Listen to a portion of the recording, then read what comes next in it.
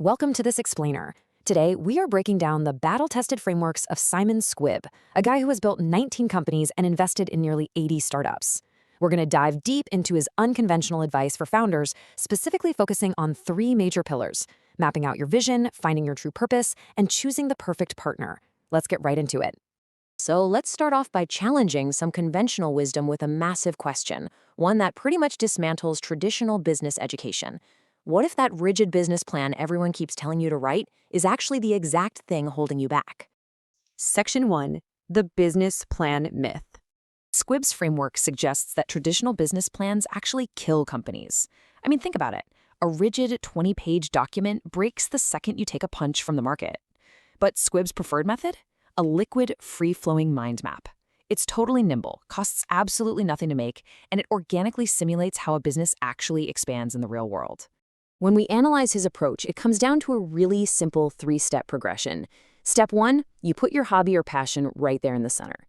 Step 2, you define the core business around it. And Step 3, you start branching outward into execution, literally mapping out every single direction your business could possibly go.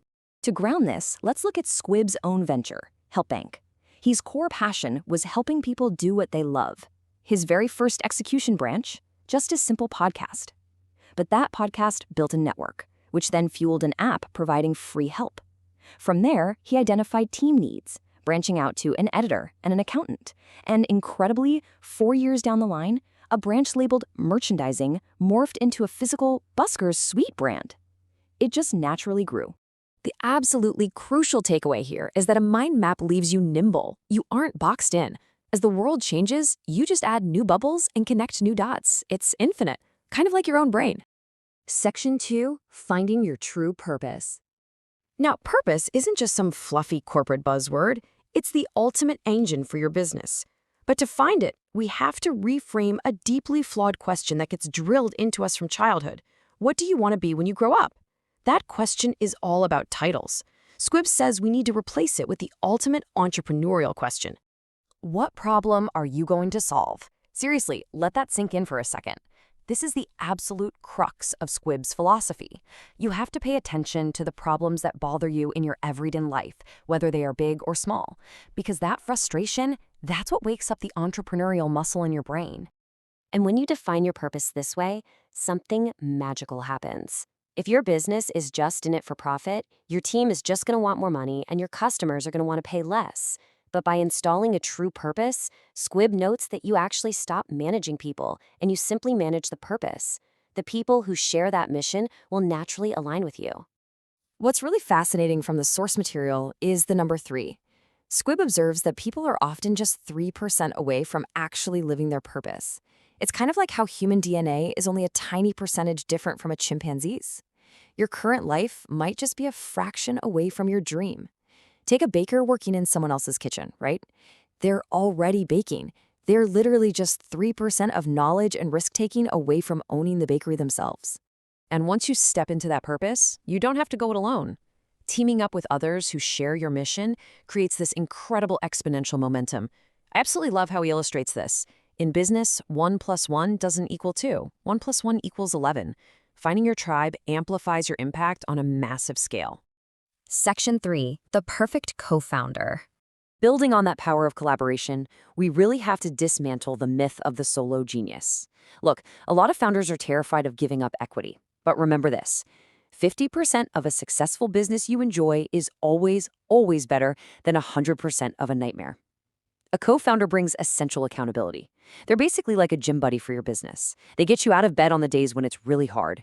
But the code to finding the perfect co-founder is all about balance. You need someone with completely opposite skills, but an identical moral code.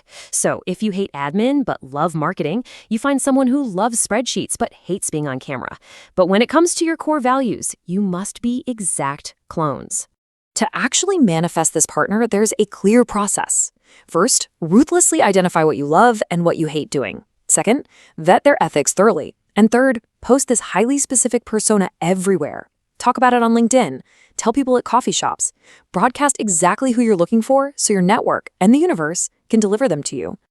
But here's a practical challenge. How do you actually check a stranger's moral code? Well, Squibb uses an intense, highly provocative vetting question during interviews that you can totally steal right now. He gives them this exact scenario. You get 40 years of an amazing, luxurious life. We're talking private jets, mansions, everybody loves you. But there's a catch. At age 70, you're exposed as a financial fraud, kind of like Bernie Madoff. Your legacy is dirt, and your reputation is entirely ruined. Do they take the deal?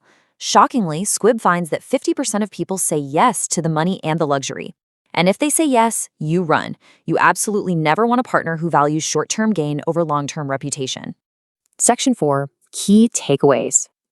As we wrap this up, let's distill all of this into 3 actionable pillars. First, ditch that rigid 20-page plan that breaks on impact and start building a fluid mind map. Second, stop worrying about fancy job titles and define the specific problem you are meant to solve. And third, seek out a partner who perfectly balances your weaknesses but completely mirrors your moral compass. We're going to leave you with this final, provocative thought from our analysis today. Never build a business just to sell it. Because if you build it strictly for an exit, you might just end up stuck in a nightmare you hate. Are you building a business you truly love, or are you just building yourself a beautifully disguised trap? Think about that as you map out your next move. Thanks for joining us for this explainer, and we'll see you next time.